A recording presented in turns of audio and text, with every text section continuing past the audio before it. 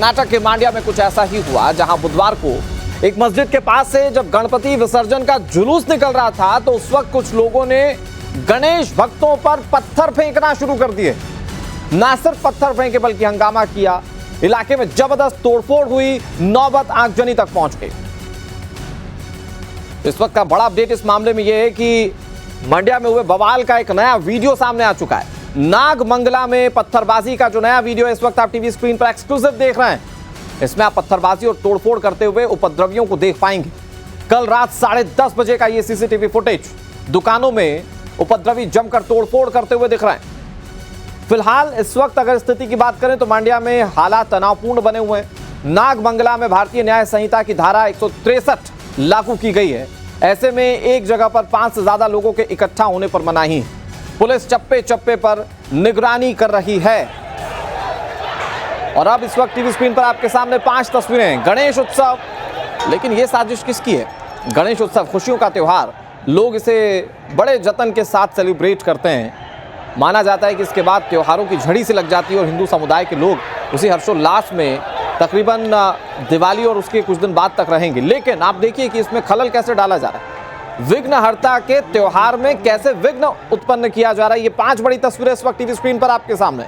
जुलूस जैसे ही मस्जिद के पास से गुजरता है, डीजे को लेकर बवाल होने लग जाता है। दो गुट आमने सामने हो जाते हैं और उसके बाद नौबत आगजनी तक चली जाती है, नौबत पत्थरबाजी तक आ जाती है। मांड्या में इस समय जबरदस्त तनाव है।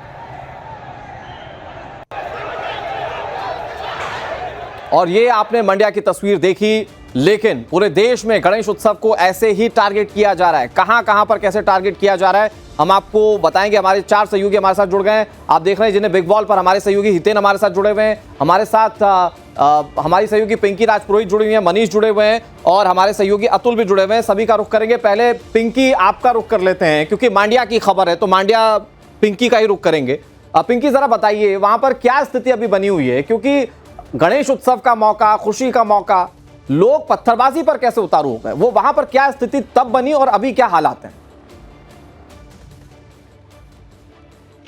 देखिए, बिल्कुल सबसे पहले अभी के हालात बताते हैं आपको। नागमंगला टाउन के पुलिस स्टेशन के ठीक बाहर मौजूद है, जहां पर आप देख सकते हैं जिन लोगों को गिरफ्तार किया है उनमें से उनके जो परिवार वाले हैं वो यहां पर पहुंचे हुए हैं, एक तरफ धरना देते हुए। और ये कहा जा रहा है कि उन्हें टारगेट किया जा रहा है। लेकिन सीधे तौर पर कल शाम को जब गणेश विसर्जन का जुलूस निकला तो आपको बता दें कि हिंदू समुदाय का कहना है कि जिस तरह से एक शांति तरीके से इस जुलूस को जब निकाला जा रहा था तो उस पर पत्थर फेंकेगा, उस पर चप्पल फेंकेगा। उसके बाद जो है मामला बहस तक पहुंचा और झड़प तक पहुंचा। हाथ में आयरन रॉड्स और साथ ही आपको बता दें कि तलवारें लेकर लोग पहुंच गए। पत्थरबाजी इस तरफ से होने लगी और मामला इतना ज्यादा बढ़ गया कि आगजनी तक पहुंच गया।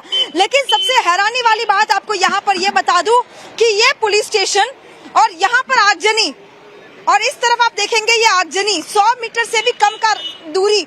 यानी सीधे तौर पर सवाल यहाँ पर यही उठता है कि आखिर पुलिस इसे रोकने में क्यों सफल नहीं हो पाई। इतना नजदीक पुलिस स्टेशन होने के बावजूद जब ऐसा सेंसिटिव माहौल रहता है, जब जुलूस निकलता है, तो आखिर इस पूरे जो आगजनी हुई थी उसे रोक क्यों नहीं पाई, ये बहुत बड़ा सवाल। लेकिन जिस तरह का तनाव कल देखा गया, जिस तरह की पत्थरबाजी विघ्नहर्ता के जुलूस में विघ्न डालने की एक कोशिश देखी गई, उसके बाद सवाल उठना लाजमी है कि आखिर पुलिस जो है उसने लोगों को और क्यों नहीं तैनात किया और आखिर क्यों इसे रोक नहीं पाई। आपको बता दें कि जब ये पूरा हिंसा जब भड़का तो सबसे पहला जो मामला सामने आया वो गणपति बप्पा पर पत्थर और चप्पल फेंकने को लेकर आया। उसके बाद डीजे चलाने को लेकर जो आपत्ति जताने लगे और तभी से जो है कहासुनी जो है शुरू हुई। लेकिन मैं सवाल ये पूछ रहा हूँ पिंकी कि ये हिंदू त्योहारों पर ही क्यों हो रहा है? कुछ लोग क्यों इस त्योहार के सेलिब्रेशन को पचा नहीं पा रहे हैं? डीजे बजाना, भक्ति में डूबना, ये तो भक्तों का अधिकार है। लेकिन पूरे देश भर से इस तरह की तस्वीरें सामने आ रही। पिंकी राजपुरोहित, मैं आपका रुख एक बार फिर से करूं। 6 तस्वीरें और अपने दर्शकों को दिखाने की कोशिश करते हैं, क्योंकि ये हाल अकेला सिर्फ मांड्या का नहीं है। ये साजिश हिंदुस्तान के अलग अलग कोनों में देखने को मिल रही है। अब वो चाहे गुजरात हो, मध्य प्रदेश हो, महाराष्ट्र हो या फिर कर्नाटक, इन तमाम जगहों पर गणेश उत्सव के दौरान हिंसा भड़काने की भरपूर कोशिश की गई। उत्तर प्रदेश की राजधानी लखनऊ की बात करें तो यहां भी ऐसी तस्वीर सामने आई, जहां प्रतिमा पर पथराव किया गया और खबर तो यह है कि यहां तो प्रतिमा खंडित तक कर दी गई। एक घर के ऊपर हमला कर दिया गया और सिर्फ इसलिए क्योंकि यहां पर गणपति बप्पा की पूजा अर्चना की जा रही थी। और फिर सवाल वही है कि आखिर किसी को हिंदू धर्म के त्योहार से इतनी परेशानी क्यों है।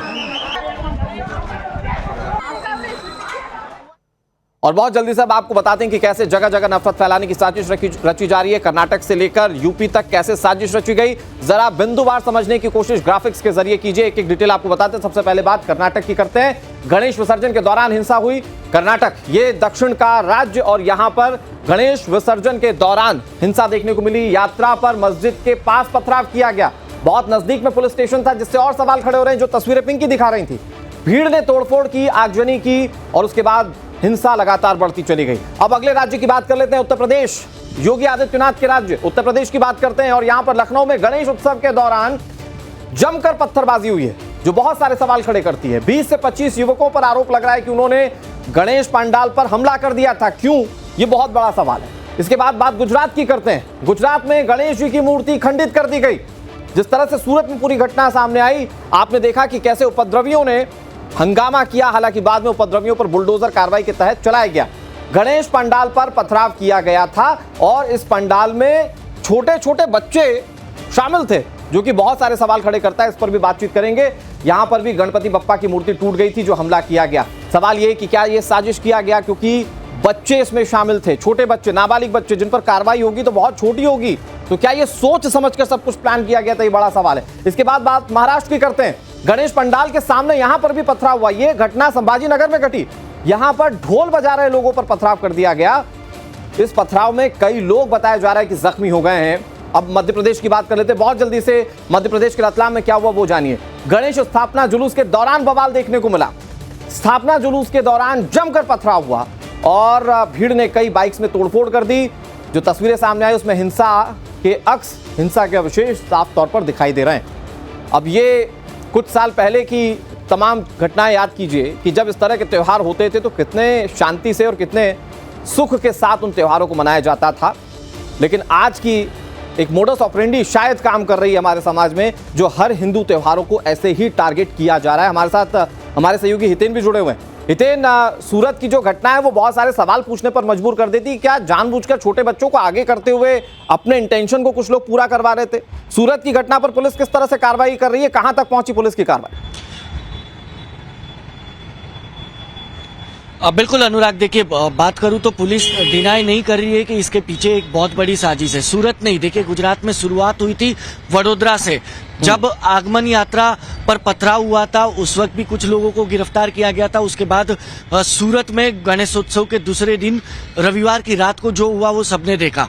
वहां से एक रात छोड़कर भरूच में जहां पर गणेश पंडाल था वहां पर धार्मिक झंडा लगाने की कोशिश की। उसके बाद बहसबाजी हुई, हंगामा हुआ और उसके बाद जो कुछ हुआ वो सबने देखा। फिर कच्छ में मूर्ति खंडित करके मूर्ति जहां पर पंडाल था गणेश जी का उसके बगल में जो मंदिर था वहां पर झंडा लगा दिया गया। यानी कि गुजरात में 4 जगह ये कोशिश हुई। बड़ौदा में भी बीच में एक कोशिश हुई थी, एक सोसाइटी में धार्मिक झंडा लगा दिया गया था। उसके बाद बवाल हुआ था, लेकिन पुलिस पहुंची और सब कंट्रोल कर दिया गया। तो ये 5 घटनाएं गुजरात में हुई, जिसमें से 3 घटनाओं में बच्चों का इस्तेमाल किया गया था। सूरत में जो कुछ हुआ, कच्छ में जो कुछ हुआ, वहां पर नाबालिग बच्चों का इस्तेमाल किया गया था।